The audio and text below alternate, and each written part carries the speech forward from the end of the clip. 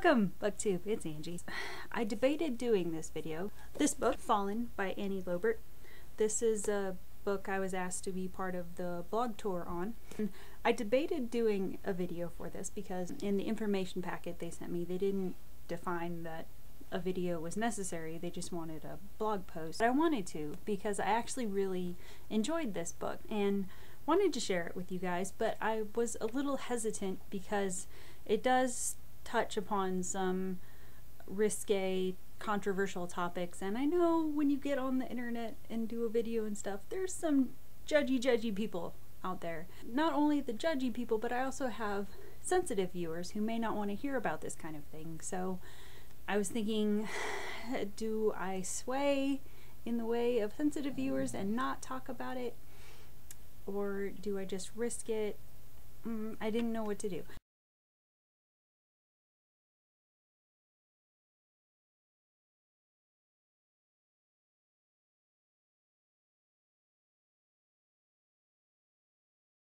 Annie Lobert in this book talks about her experience with finding herself unintentionally brought into the sex industry, meaning stripping, prostitution, that kind of thing.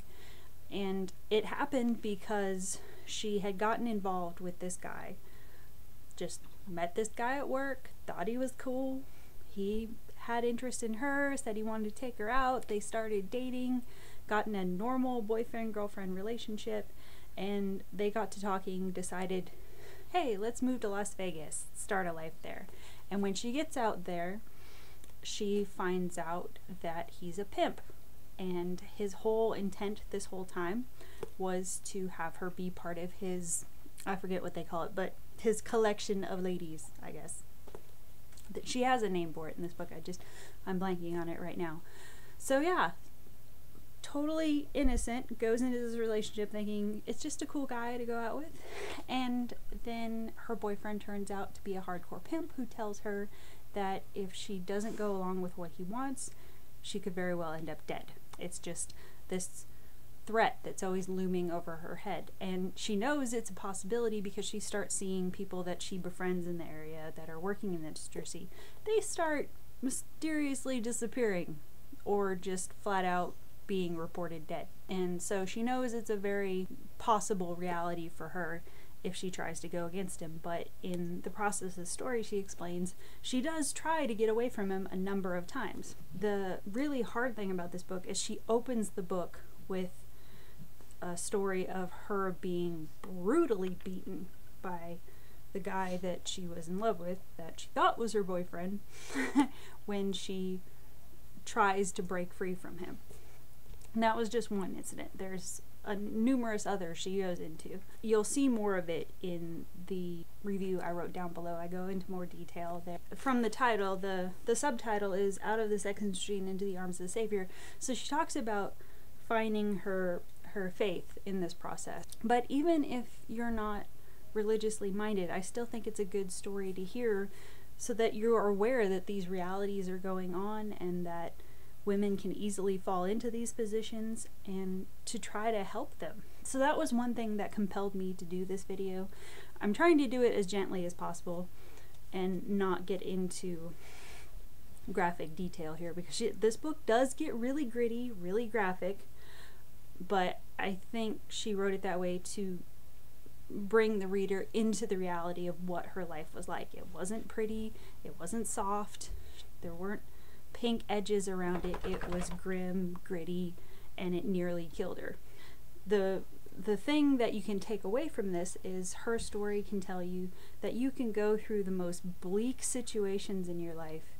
I mean, this girl goes through hell, and she still manages to come out. She manages getting out of the industry. She manages setting up her own nonprofit.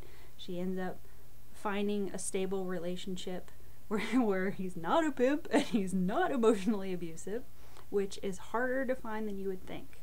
I can vouch for that because I had to go through my own struggles trying to find men that were not emotionally abusive. They're more prevalent than you might imagine.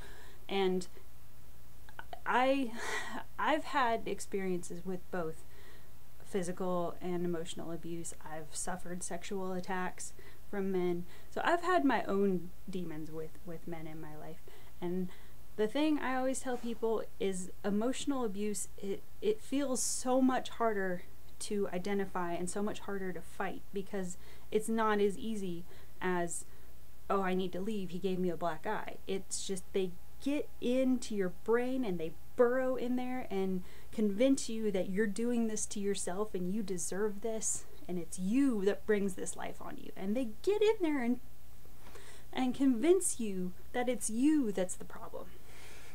And I spent years in that hell of thinking, it's me. I deserve all these things that are happening to me. I'm not saying I didn't have any part in it, because I think everyone makes decisions that bring certain elements into their life. But the things that happened to me, a lot of them happened at such a young age, it couldn't have been my fault, the way it was being pounded into me that it was. So there was a lot in here, even though I never went down the road of prostitution or stripping.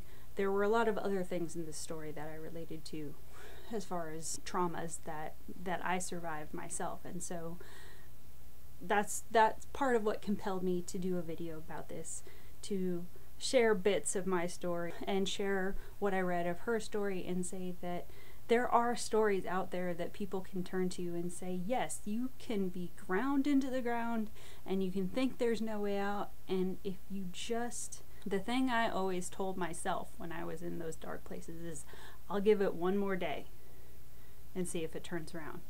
And when I got to the next day, if it wasn't better, I told myself the same thing. I'd give it one more day.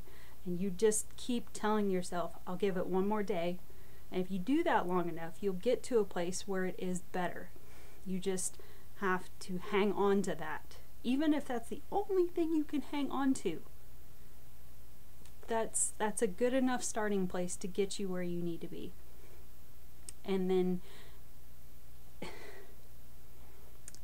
if you feel like that's not enough, then you seek out people like me, like Annie, that have lived through very grim situations and have come out relatively balanced considering the traumas that we go through. And it's not only just Annie's story that you can take from this. Her story also reveals just the crappy things people as humans do to each other, and things we need to think about reevaluating the way we treat people. There's just so many disturbing aspects she brings up of human nature, like the fact that these calls she was sent on, she says one of the most popular requests they had were men asking for women who looked like they were underage.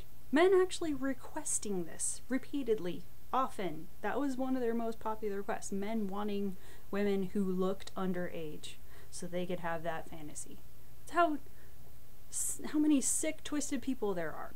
She also talks about a story about, she finds out that one of her young family members, I think the girl was like 30, 31, something like that, unexpectedly suffers a heart attack and drops at work and is rushed to the hospital. But when Annie gets to the hospital to find out about her family member, she hears the story that people at that girl's work would not help her because she had buck teeth, and they hesitated, standing around hemming and hawing before somebody thought, oh yeah, maybe we should call the paramedics and they can take care of it.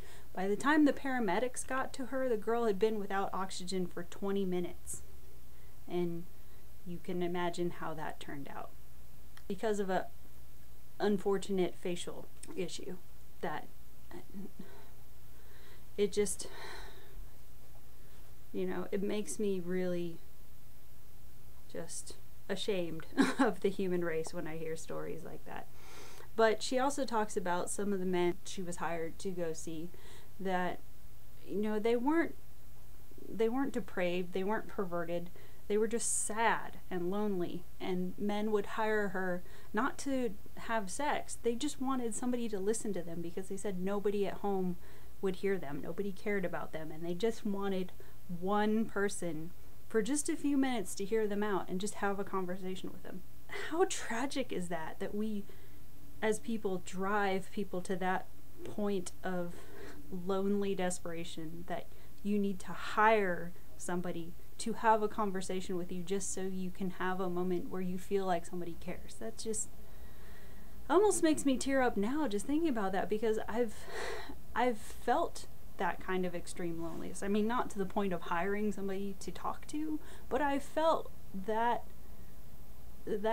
by myself, that I felt like nobody would give a damn about what I had to say.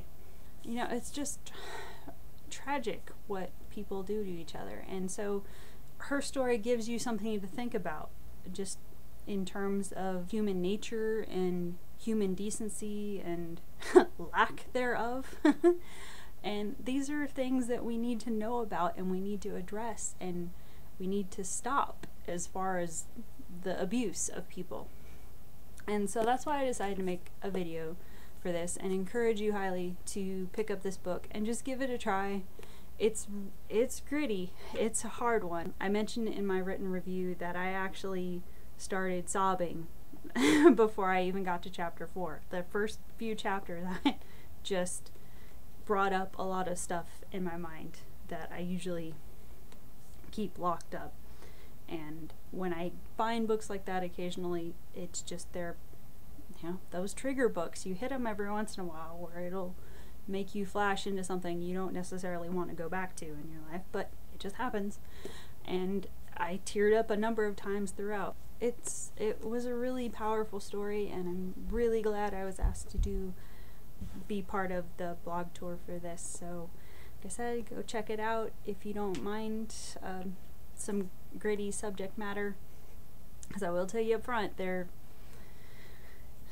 she gets blatant about some stuff, but I think if you can get past that and get into the overall message she leaves you with about coming out of that and not being your past, I think that's the big thing to take away from this. She did a documentary series on Investigation Discovery for a while that was called Hookers Saved on the Strip, where she talks about how she uses her organization, Hookers for Jesus, to go out and get these women out of the sex industry, women that had fallen into the same situation she did that don't know how to get out. She gives them a place and a method to get out and restart their lives. If you want to learn more about her, you can just go on YouTube and put in her name, Annie Lobert, and there's dozens of videos of her that comes up that you can watch if you want to find out more about her and her work.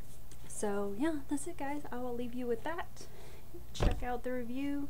If it's something that doesn't sound too painful for you to get into, I highly recommend the read, and we'll see you in the next video. Thanks guys.